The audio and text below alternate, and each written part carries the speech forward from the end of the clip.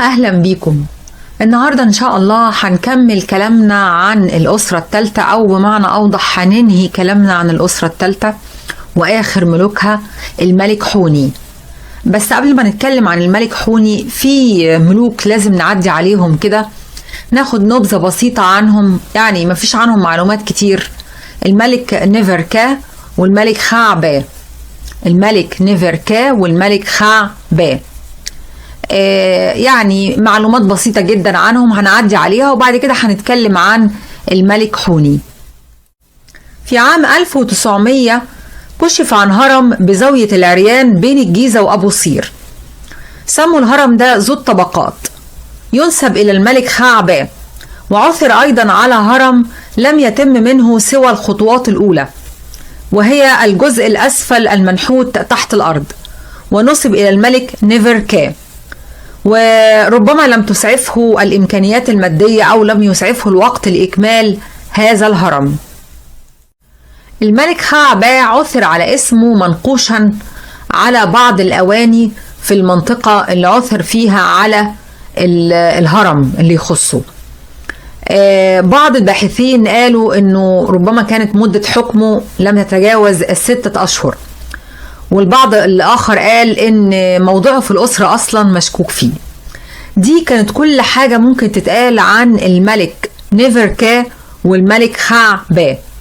ودلوقتي إن شاء الله هنتكلم عن الملك حوني، آخر ملوك الأسرة الثالثة. الملك حوني آخر ملوك الأسرة الثالثة. بعض الأثريين بينطقوا اسمه حو، يعني البعض بيقراه حوني والبعض بينطقوا حو. معنى اسمه الضارب، معنى اسم حوني الضارب. يرجح انه حكم لمدة 24 سنة.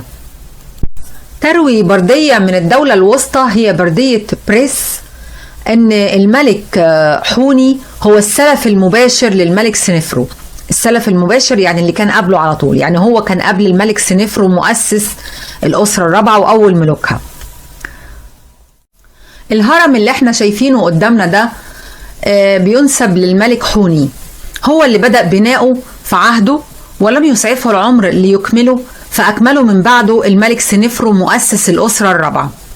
وهنتكلم عنه دلوقتي لأن الملك سنفرو له أكتر من هرم، فاحنا هنكتفي بأن احنا نتكلم عن الهرم ده في حلقة الملك حوني، ومش هنتكلم عنه في حلقة الملك سنفرو.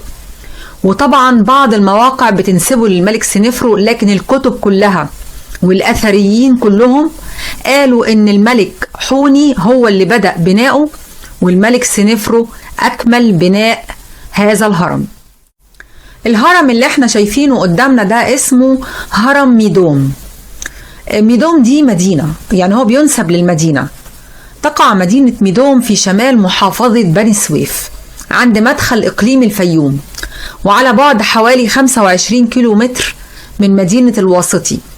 أهم أثرها هذا الهرم المتوسط الحجم والارتفاع، ويعد من أعظم آثار مصر تأثيرا في النفس. يعتبر هذا الهرم حلقة الاتصال الأخيرة بين الهرم المدرج بالصورة اللي احنا عرفناها في عهد الأسرة الثالثة، الأهرامات المدرجة اللي بدأت بالملك زوسر، وبين الهرم الكامل بالصورة اللي احنا يعني طول عمرنا كنا نعرفها من صغرنا، اللي هي أهرامات خوفو وخافرع ومنكا ورع. يعني بعبارة أخرى هو المرحلة النهائية من مراحل تطور الشكل الهرمي للقبر الفرعوني. بعد أن زالت كسوة هذا الهرم أصبح يشبه البرج المدرج، وهو يرتفع فوق تل من الرمال، وكأنه قلعة حصينة مبنية على الرمال. يقع هرم ميدوم على ارتفاع 18 متر من سطح الأرض، ومنه يتفرع مدخل أصغر به بئر عميق لاستقبال الماء الذي يتسرب ولمنع دخوله إلى الحجرات. وينتهي المدخل بحجرة أولى لها زاويتان يمينا ويسارا، ثم تتفرع إلى حجرة ثانية بنفس حجم الغرفة الأولى تقريبا، والتي توجد على الناحية اليمنى للمدخل. تقع حجرة الدفن في مستويين مختلفين، حيث أن نصفها في باطن الأرض، بينما النصف الآخر فوق الأرض داخل جسم المصطبة نفسه. أما السقف، سقف حجرة الدفن، فهو على شكل قبة، وقد وجد في السقف ثقوب عملت لوضع عروق الأخشاب التي كانت مستخدمة أيام البناء. هنتكلم دلوقتي عن المعبد الجنائزي الخاص بهرم ميدوم. تم اكتشافه عام 1891 ميلادية. يقع المعبد الجنائزي إلى الناحية الشرقية من هرم ميدوم، والمعبد مبنى صغير يتم الوصول إليه عن طريق ممر خالي من النقوش.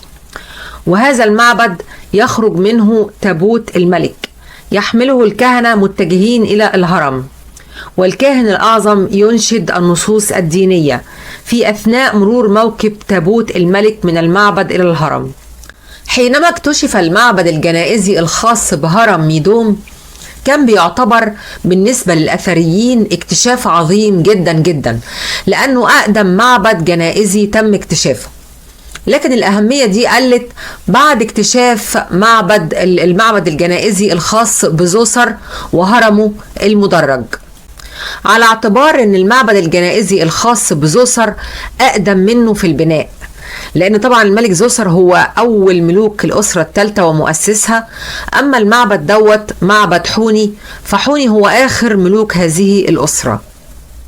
اللي زود من أهمية معبد زوسر واكتشاف المعبد الجنائزي بتاعه إنه معبد كامل، فأصبح ده أقدم معبد جنائزي كامل تم اكتشافه في العصر الحديث. بانتهاء كلامنا عن الملك حوني بنطوي صفحة الأسرة الثالثة، ولكن تظل صفحة عصر الدولة القديمة مفتوحة، لأن عصر الدولة القديمة يبدأ من الأسرة الثالثة وينتهي عند الأسرة السادسة. بعد ما ننهي كلامنا عن الأهرامات المصرية، الأهرامات كلها وتوقف بناء الأهرامات، ونعرف السبب في كده إيه، ليه توقف بناء الأهرامات، هيكون لنا حلقة مهمة جدا في الرد على كل الافتراءات التي أثيرت حول لغز الأهرامات، ما بين افتراءات سياسية مغرضة وبين افتراءات عشوائية، وكان كلها غرضها حل لغز الأهرامات اللي استعصى على ناس كتير لحد اللحظة اللي احنا فيها ديت. دي كانت آخر حاجة في كلامنا، وأترككم في أمان الله.